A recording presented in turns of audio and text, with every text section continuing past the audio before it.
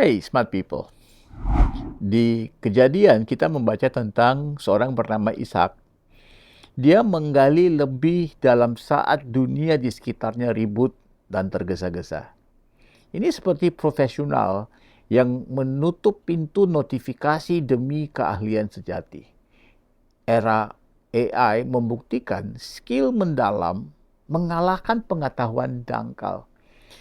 Inilah smart sebagai deep work, fokus tanpa gangguan dalam satu blok waktu khusus.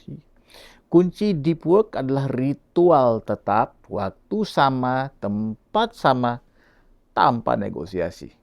Dengarkan ini, pilih satu skill penting dan latih 90 menit fokus penuh 3 kali seminggu selama 30 hari. Kedalaman menciptakan keunggulan sunyi memenangkan jangka panjang.